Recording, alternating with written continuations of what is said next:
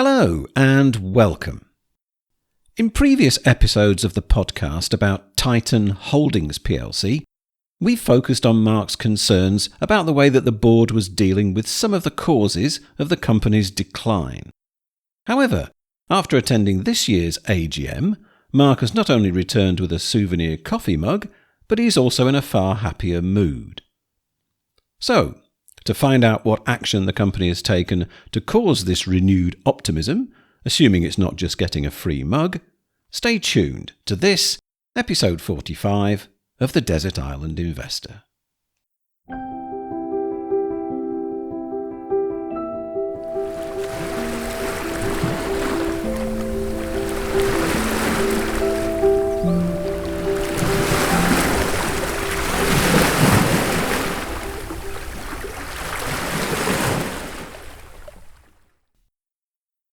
This episode of the podcast is generously hosted by Progressive Equity Research. Visit their website at progressive-research.com. Okay, to kick us off, Mark, the base numbers for Titon Holdings, please. Well, there's no yield, as there's no dividend, no PE, as it's loss-making, and it has a market cap of 8.4 million, and that's based on the share price currently of 75 pence. Right, so last month we covered the Fundsmith ASM, and we've done this every year since we started DII, but you have a relatively large holding in Fundsmith, which is in fact larger than the combination of the other holdings in your portfolio. Now, we've also covered Titon and provided a review of its AGM each year, although this is a much smaller position for you. So we could cover much larger businesses from your portfolio with perhaps a broader appeal for our listeners. Why do we keep coming back to Titon Holdings? Yes, you make a very good point, Paul. Perhaps if we focused on the FTSE 100 end, Tesco, Unilever, Intertech, etc., we may attract a bigger audience through larger shareholder bases. But I think since we started this podcast, although we've focused on certain businesses, the circumstances, themes, events are very often not unique and read across to other businesses where it may be relevant for our audience with their own relevant holdings. It is an easy business to understand. All production is on one site. With the shareholder base, it's easy to identify most of the runners and riders. I think that our product is in improving ventilation in homes, is it to the betterment of mankind. Hopefully, it's a growth area, certainly suggested by recent results from Volution and Genuit, the latter of which I hold. And I'm intrigued as to what will happen next in the store. And I found it a bit of a page turner. Okay, so how well was this year's AGM attended? Firstly, and this is worthy of comment, the site is at Haverhill and it's not the most accessible place to get to. There were 6 of us. 6 shareholders with Elaine in addition in her capacity as note taker and my enforcer. She generally sits beside me looking menacing. I thought we'd focus quite a bit on private shareholders as a breed in this episode. Beside myself, who travelled from Lancashire and stayed down for 2 nights, there was Adrian Ford. He holds 3.49% through his Passerelle vehicle. I met him at the AGM last year. I think he lives in Sheffield and he stayed overnight. Simon Hedger, who recently moved to a 3% holding. It's the first time I've met Simon in person, but we've had occasional exchanges over the last 2 or 3 years. He's from Horsham. He stayed overnight. Our friend David Raywood, he'd made his way from Tewkesbury via train and bus. He stayed overnight. Then there was a gentleman, Will. He was there last year. Apologies, I didn't get his last name. He lives on the Northampton-Cambridgeshire border. He took a day off work. And lastly, Robert Stevenson, who lives across in Norfolk. So as a collective, you can see the effort and the cost that the shareholders have put into attending. You know, this wasn't somewhere to get out of the rain and have a coffee. Notable absentees were another good friend of ours, David Barry. He owns 5% of the company. He's back in Guernsey at the moment. And Keith Ritchie, the former chair, and Claire, his wife, who was a 5% holder. I did ask Keith if he would be attending, as I've got a book on Titan that he kindly lent me last year, and I've yet to return it, but he had a charity trustee meeting. Okay, so you've mentioned where some of the parcels of stock are kept. But just before we came on air, you were talking about the shareholder profile being quite useful. So can you expand on that? Titan's largest shareholder is Harwood Capital with 28.89%. Now, the ceiling before triggering a bid is 30%, but bumping up against this level gives them significant influence, especially when it comes to voting. It's not just general and local elections where turnout is poor. I know we spoke about that socially.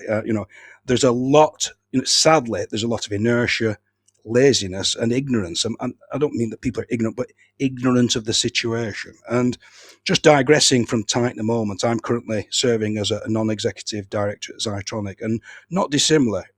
We have a large shareholder up again near that 30% ceiling, but other than a couple of other significant shareholders, the base is very fragmented. And the business was heading for a solvent liquidation, but the largest shareholder wanted to turn this into an investment vehicle. Therefore, we had an enormous challenge getting the vote out. And on that, I have to say, the job that our chair, John Walter, did in doing the legwork, literally knocking on doors, were nothing short of superhuman. With Titan, if there, and there's nothing to suggest this, but it's comforting to know that with Harwood, with their block vote, if they agitated for something that was not in the interests of the wider shareholders, there are a handful of easily identifiable private shareholders where you would like to think you could get a counter vote out. Now, I think that gives a lot of balance. So we've just go through the estate of John Anderson, who sadly died in the last year. That accounts for 7.74%. Claire Rich, who I mentioned, 5.95%. And the last I knew, her husband Keith had a couple of percent. David Barry, 5%. Adrian Ford, Passerelle, 3.49%. And Simon Hedger, 3%. So these start racking up. In the last year, Crucible Clarity Fund, now they're based in the Isle of Man. I don't know much about them. They've taken a notifiable 4.32% position. And depending on the circumstances, our board also have about 3 or 4% holding between them. And well below that, there are people like myself with lower but perhaps valuable holdings in a tight race. The point is, I think you could readily mobilise the private shareholder vote if your largest shareholder was advocating doing something that would leave others in an invidious position. Going back onto Zytronic for a moment, as you are currently serving as a non-exec at that company, why have we not revisited that business yet this year? And I'm sure it would have made excellent content for the podcast. Well, with this role, Paul, I take it very, very seriously, and have duties and responsibilities and obligations beyond myself, to fellow shareholders. And I would not want to hinder or sabotage the process of liquidating the business by indulging myself and the podcast by using this as content only to inadvertently let out perhaps some loose comment. And this is despite shareholders and investors encouraging me to do an episode. Having said that, I think there could be some scope for us to do a retrospective, when everything's over the line. Returning to the Titan AGM, you have mentioned the shareholders. Were all the directors present? Yes. The first one I chatted with was Paul Hooper, our senior independent non-exec, and after 25 years at Alumask, where he's the CEO, he's now in his last, I think he's by now into his last week. So I asked him if he was stocking up on office stationery. He didn't take that too badly, but I'm sure he'll be fine. He didn't have a sign in front of him, will non-exec for food.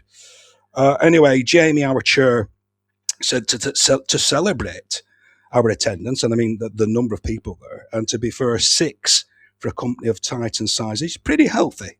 He suggested a team photo of board and shareholders. So this was a nice touch. He's a rather dashing blade himself, and I think we're a pretty good-looking group of people. And I think it gave a positive backdrop and perhaps a sense that board and shareholders are a team, and why shouldn't they be? I'm not sure if that photo, where it will end up, whether it's going to be on the website, Crime Watch, Interpol, or perhaps a new reality TV show, Shareholders from Hell. All right, so back to the voting then. Were all the resolutions carried, and did you vote in favour? Yes, all comprehensively carried. Some of the resolutions had a handful of proxies against. I voted in favour of all, with the exception of re-electing Carolyn, that's the CFO, and all directors were up this time. However, I watered down my vote in regards to Carolyn from a previous against to withheld, and it's old territory, but this is down to the fact that she doesn't currently hold any shares, and Carolyn is the CFO. She's the 2IC. She's in the presentations and Investor Meets Company, communicating and pitching this business to shareholders and other investors. And she's also included in the share option scheme, but she's got no shares herself. So it's not personal, but that it's a red line for me. Having said that, I have diminished my vote this time by just withholding it. So here, unfortunately, Paul, I can't quote an exact example, but I've known directors with no shares. They've exercised their options when they've come up. That means they've bought them and then immediately sold them into the market, returning to a zero holding position again. So my action, for what it's worth, it's one of encouragement, but it hurts me to do so. Caroline is always very courteous, polite with me. I find her friendly. If I've had a query, she's gone at lengths to answer it. She's been a major player in what to this point is a turning around of an underperforming business, and she stepped up into the role of the CEO for a prolonged period. And what else gives me confidence is that the board have got confidence. In our past Titan podcast, you commented on the lack of shareholdings by board members, but now it appears to be more healthy. Since that time, the board has changed a little, and as it stands, I would say that the board holding is pretty healthy. I remember saying a couple of AGMs ago, if you don't see a reason to invest in this business, then why should I? I'll follow your lead. And since that point, that's what I've done. So since last year, on the 18th of March, Jamie Brooke, the chair, and Tom, our CEO, they bought 50,000 shares each at 71 pence. This took Jamie to 1.4% of the business and Tom 1%. And I bought in April at 72 pence.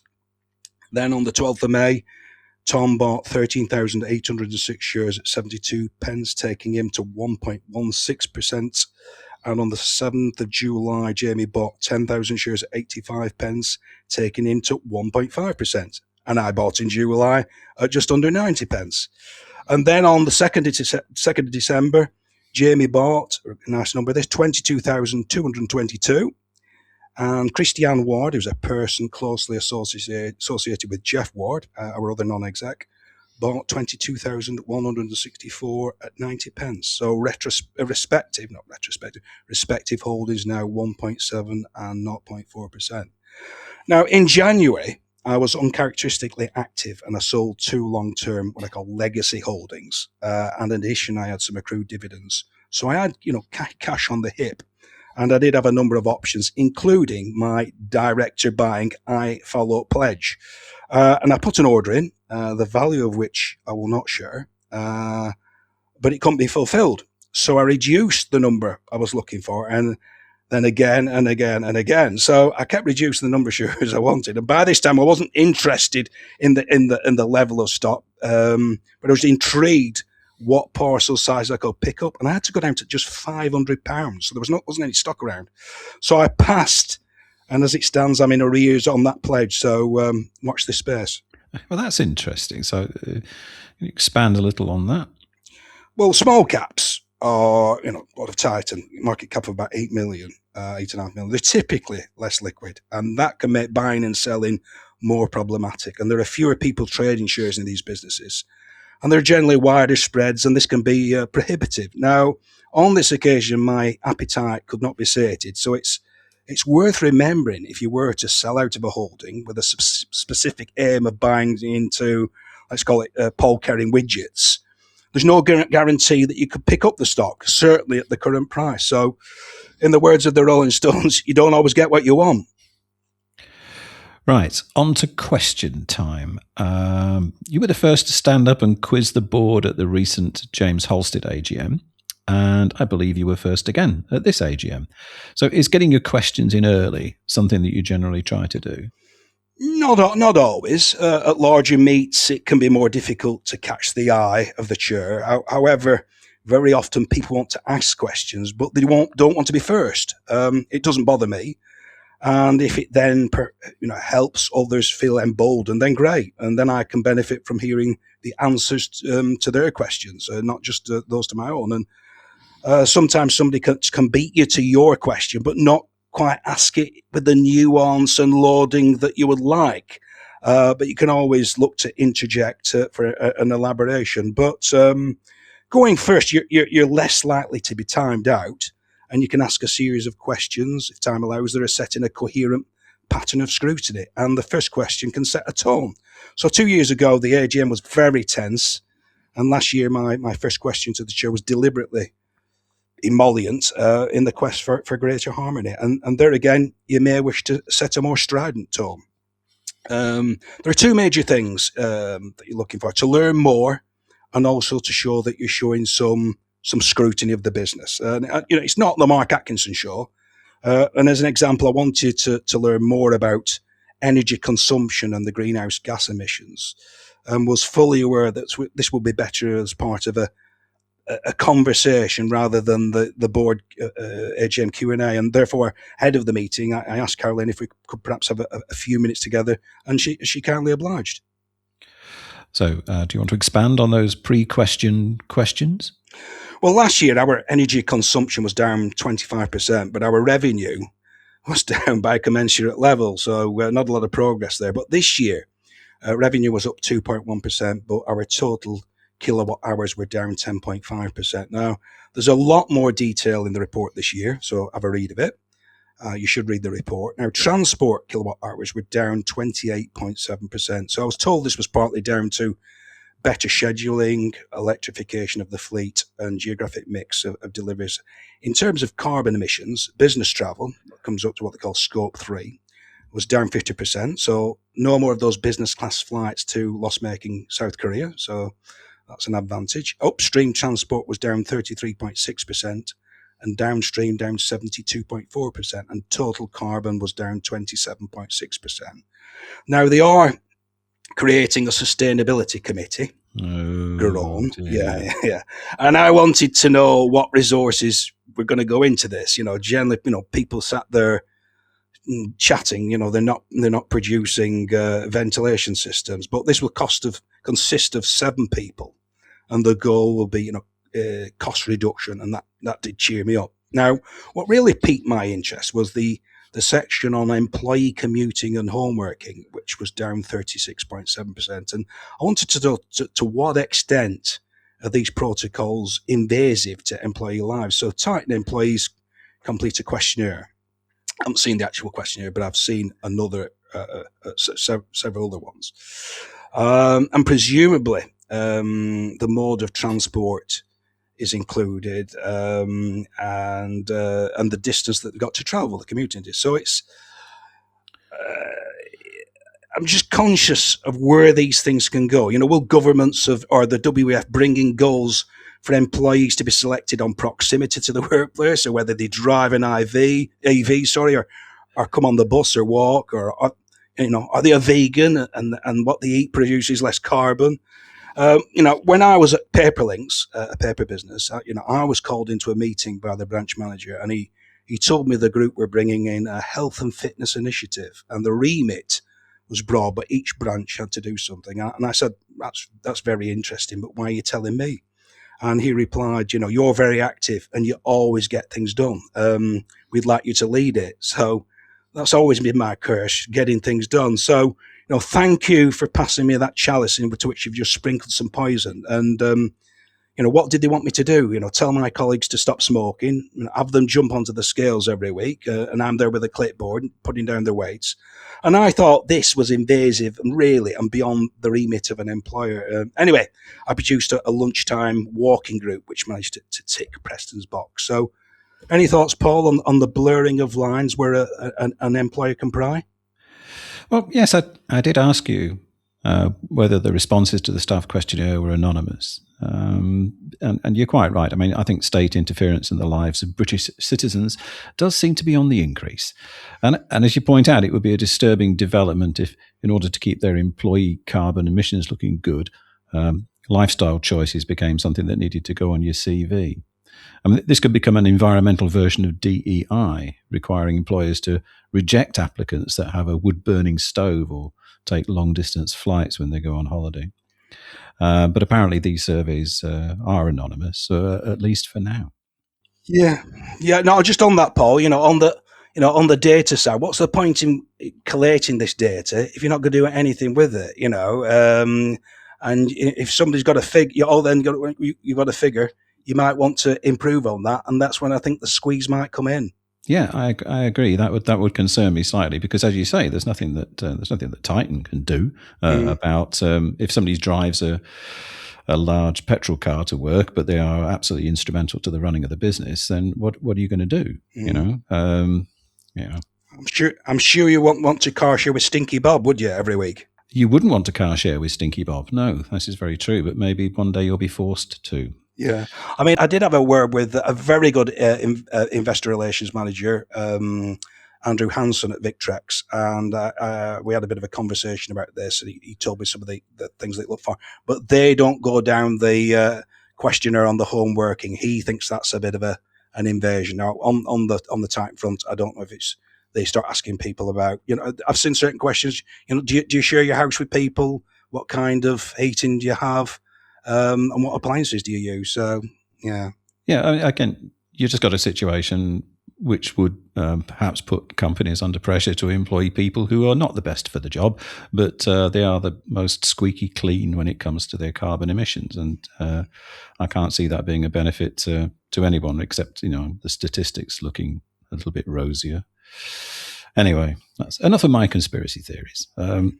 Tell us about the formal questions that were asked at the AGM. Well, Titan were agonisingly close to breaking even with an underlying loss of just 40,000 before exceptionals and tax. And this was well down from the 916,000 loss last year, but still a loss. And I think that's the fifth year in 6 that we've recorded a loss. So the factory closes at lunchtime on Fridays, but on the 26th of September, as a reward to the employees, we closed the offices early at lunchtime. So my question was, what was the cost of this to the business?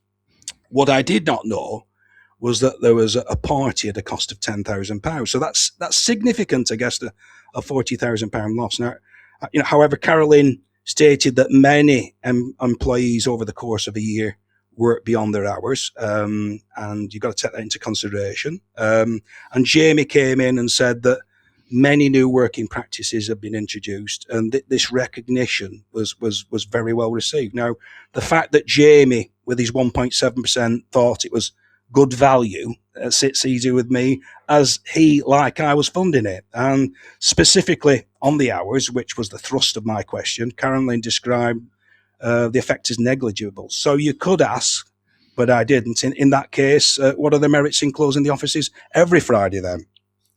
So do you think you should have been invited to that party? And considering the cost of the buffet was coming out of your pocket. Paul, you're being deliberately mischievous there.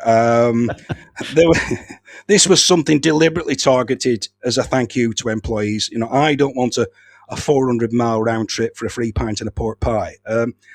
However, companies sometimes have things like anniversary celebrations at certain milestones, and indeed Titan had one a couple of years ago for their 50th, and perhaps that could be appropriate to invite your shareholders. I attended the 150th anniversary of MP Evans at the Mansion House, but there again, they're a class act.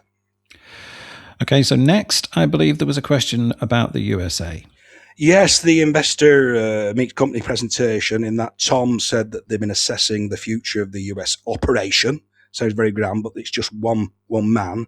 But they'd had a good Q1. So we've exited Korea, which was a horse of a different colour. But, I was intrigued as to what long-term commitment that there was, or was it just living from quarter to quarter? And the answer was that the US has, let's put it, responded to treatment and was providing profit to the cause.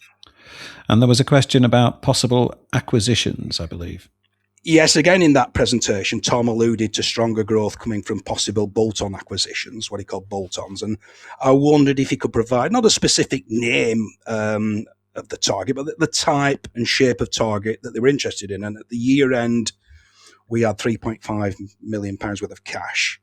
So, would it be something that we could potentially go into debt for? And Jamie described us as having a strong but inefficient balance sheet, and I'd agree with that.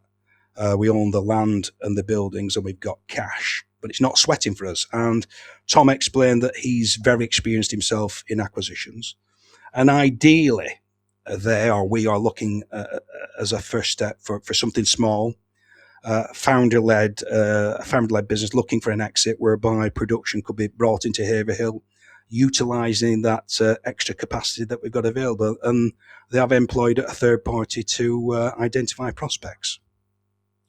Now, you've complained before about the timing of RNS announcements. There have been a number of releases during the year. Were these still taking place at random times?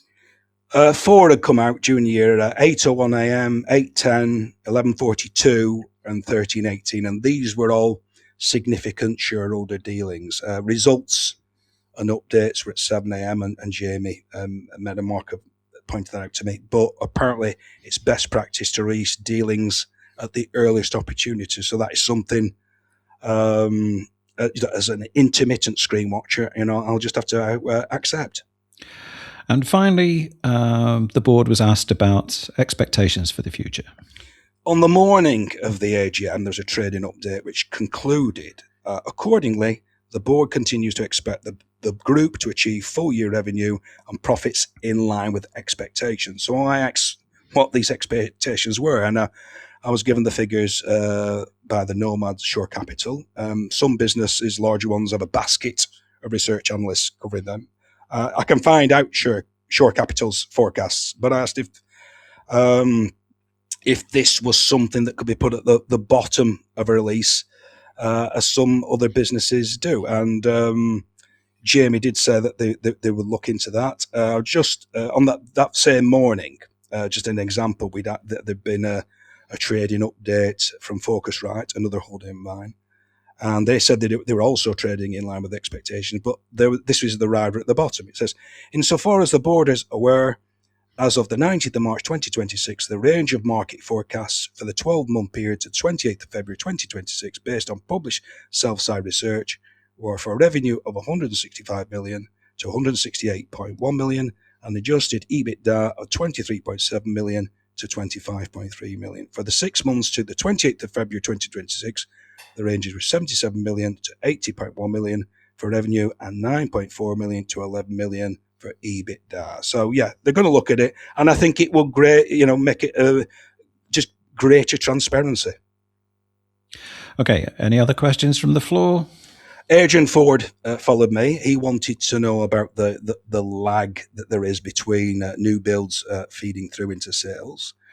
Then a very good question about Harwood's expectations. Jamie said that they weren't impatient, or slightly impatient as investors can be, but they are supportive.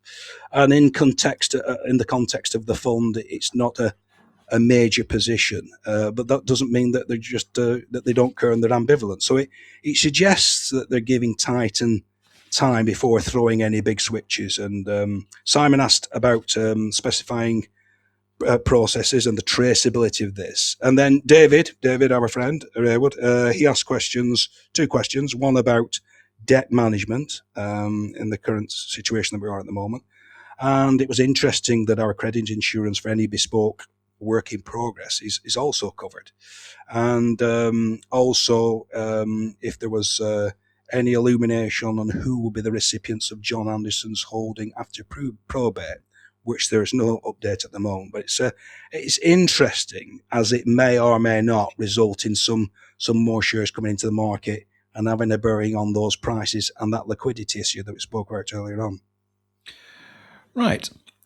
Well, financial predictions aside, how would you score the 2026 AGM?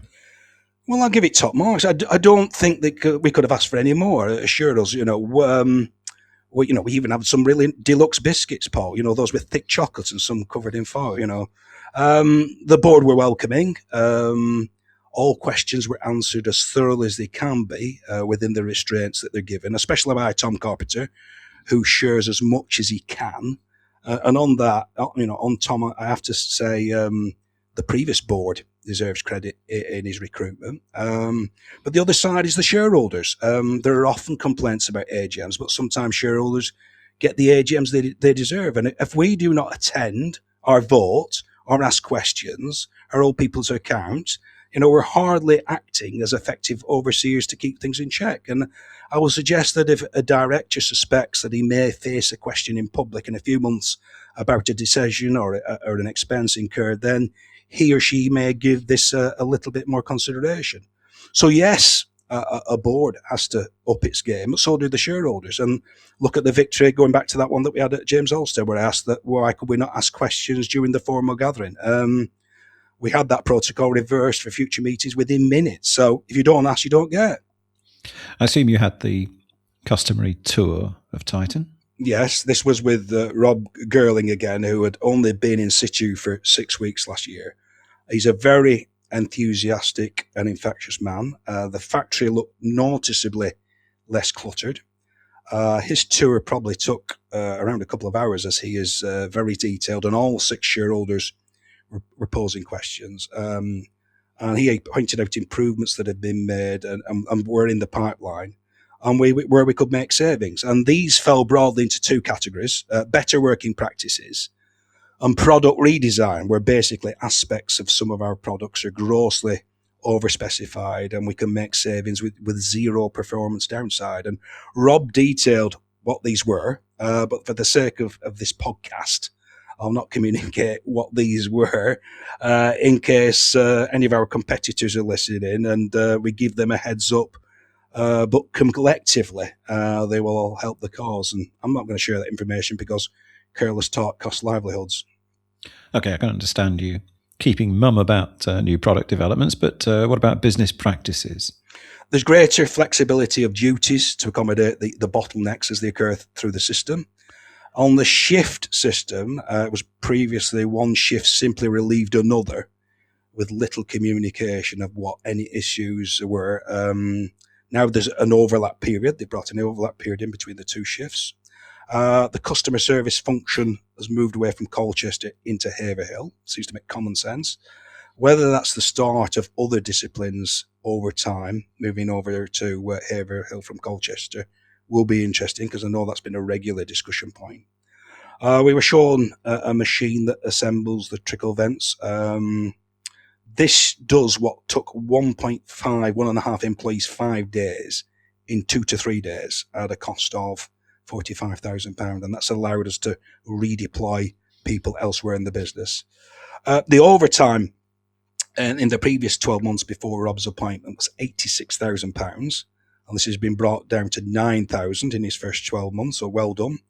And by simply buying more economical lengths of aluminium, which produce less in the way of offcuts, this has saved £80,000. So this is all helping. They've moved from a manual automatic system for mixing the master batch, the colour mixing. It's gone from manual to automatic. They're finally very close to being able to dispense with the temporary warehousing. That should make a saving of £32,000 a year.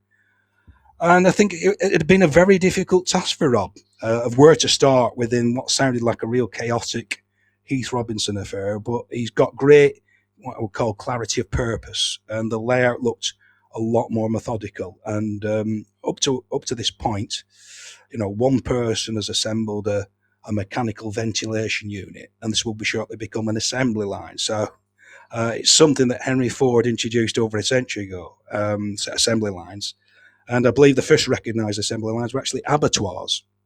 That's where the model came from, which were actually disassembly lines, I suppose. But yeah, the savings okay. That's a job, isn't it? I'm working on a disassembly line, disassembling cows.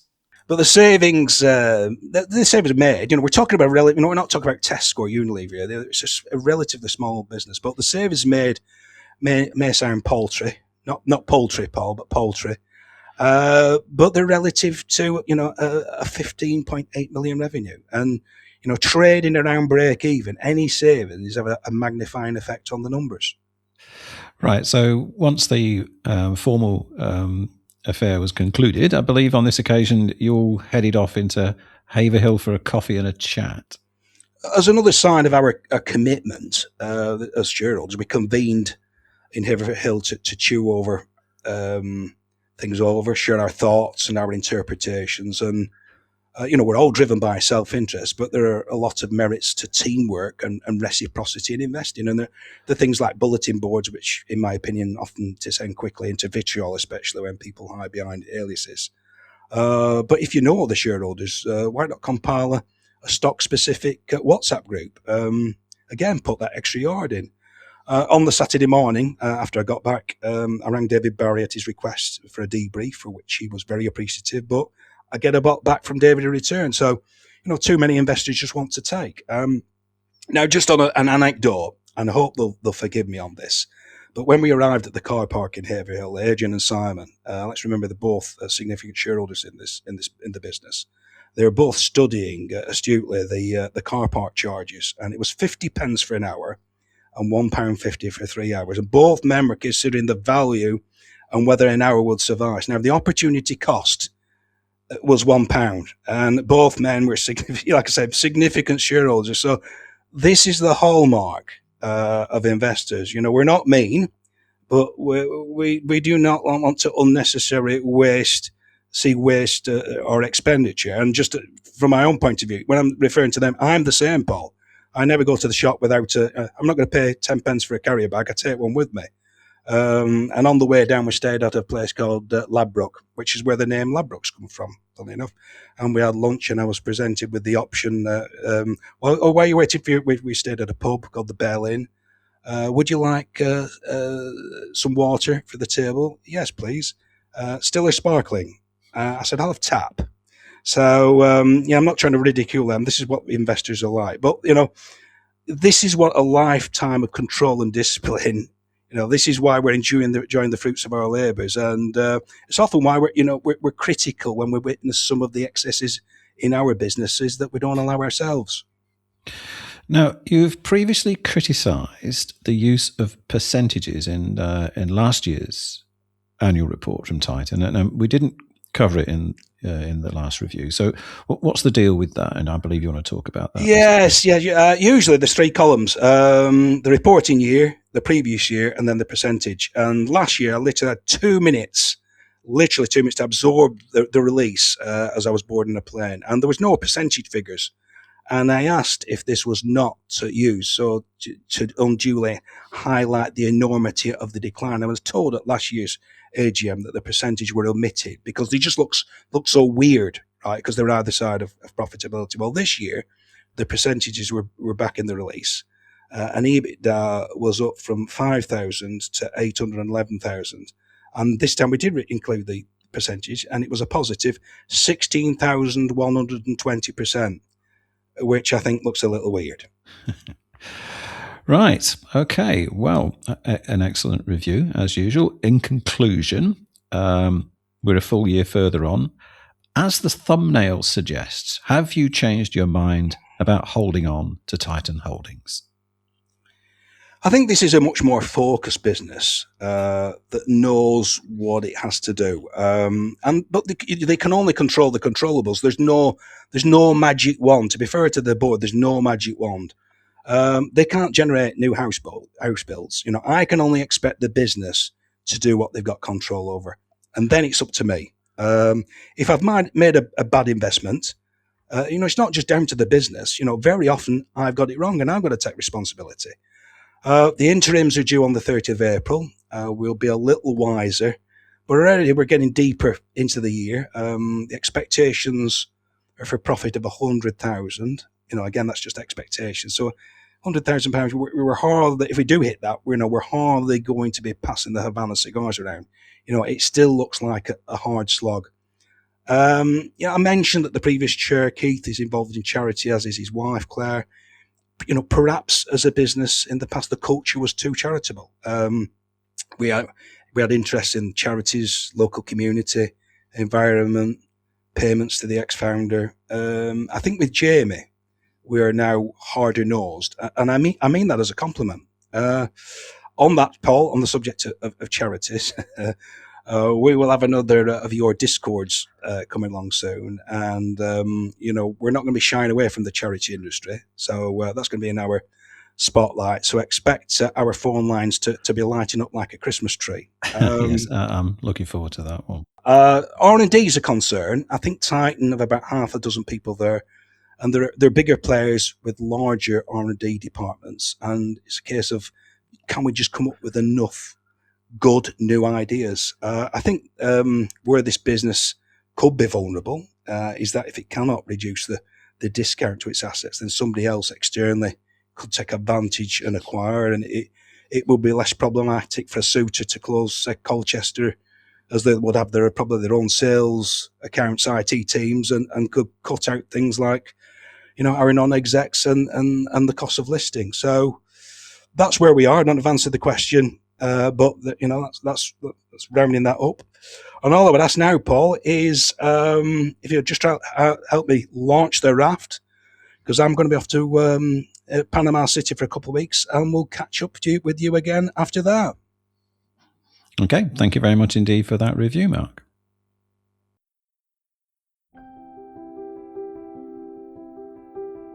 Well, that's all for this episode. We hope that you enjoyed it. Please remember the content is for information only and it is not financial advice. Thanks again for listening. See you next time.